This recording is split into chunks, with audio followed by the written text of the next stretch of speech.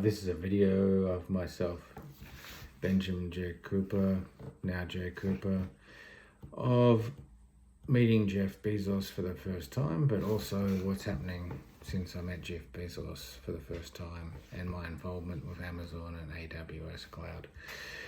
So I met Jeff Bezos for the first time in a nightclub in 2005 at Down Under Bar while I was at university in a bachelor's degree, which is a place I go to quite often at student nights and cheap drinks. I've met quite a lot of people there, celebrities, and also traveling people from Asia and America, everything. So basically Jeff Bezos and I had met and we'd had a bit of a laugh and we got to know each other. That he does business, but that's it, he just does business. That's what he told me. And I told him I made cloud and I'm trying to work on that with Bill Gates and other things, and he was surprised he had that, but didn't say much about that. And he is looking to start a business up. Didn't tell me much about it, but he asked me to possibly be in it later on. After I got his phone number, we chatted later on. And I was already interested in online shops because I already used to do sales when I was a kid. Apparently, he later on asked me to do Amazon with him, which was a nice offer. Like, it was a really good offer, actually. I didn't know what to say because I didn't really know how it would turn out, but I was very interested, and I kept contact with him up until the time I got a stolen telephone.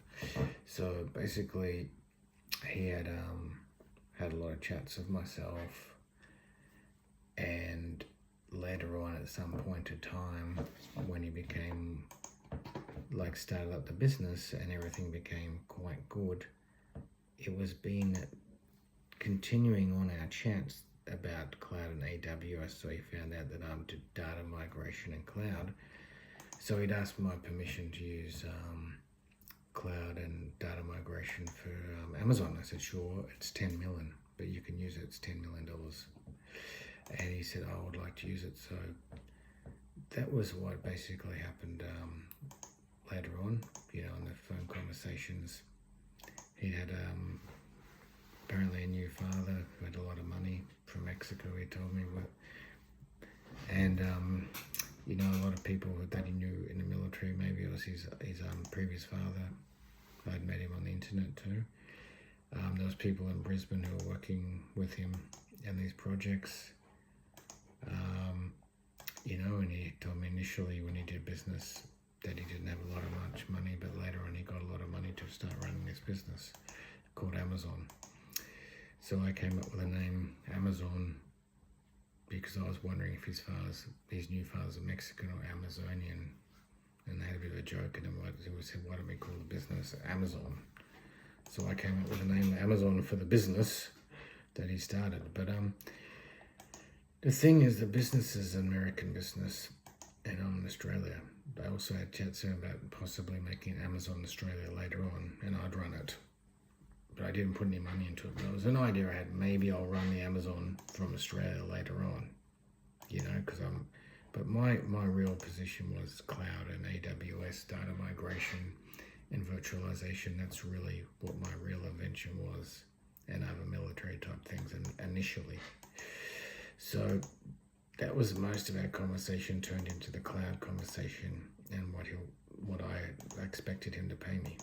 So that's coming to 2024 now, with me sending out emails that I'm expecting compensation. Initially when I made cloud, I was looking at getting 10% of every company that uses cloud in the world. I just wasn't able to get that many patents done as a 15-year-old. And that's why I turned to Bill Gates for help with cloud, and when he started Microsoft Cloud for me. So the thing is, Amazon was given permission at that price. At that time, I didn't know how long it would take them to pay that. But now, 2024, I can see Amazon's made about $30 billion from data migration in 2024, using cloud as well. So if they've made this much money, they should be able to pay that for me. So I've sent out some requests for that now. The thing is, also, cloud was not ready till after 2006. So going back then, they didn't have cloud ready to 2006 to 2007 because Bill Gates rang me up to tell me that, because I was supposed to be in America working on cloud and living with Bill Gates as an American citizen. I was supposed to move there and become an American citizen when I was 15 from my house in Australia, but I had been cautious to move too quickly because I was a young boy. But also, cloud was an Australian business, but I had also planned to run it from America as well, because Americans is more money, it's a larger country. But initially, cloud was founded in Australia by myself. So the migration technology didn't even exist. It was just an invention I made at the same time I made cloud in 1993. So the migration cloud technology had now made also Microsoft build about $30 billion a quarter for cloud. So there's plenty of money there for me as well. The thing is, now that I have to claim these things, they'll find out if they're going to tell the truth. But so far, all my phone calls, everybody said, yes, it's a true story. Everybody knows it's a true story that I made cloud, I made AWS. It's true that I talked to Jeff Bezos about those things.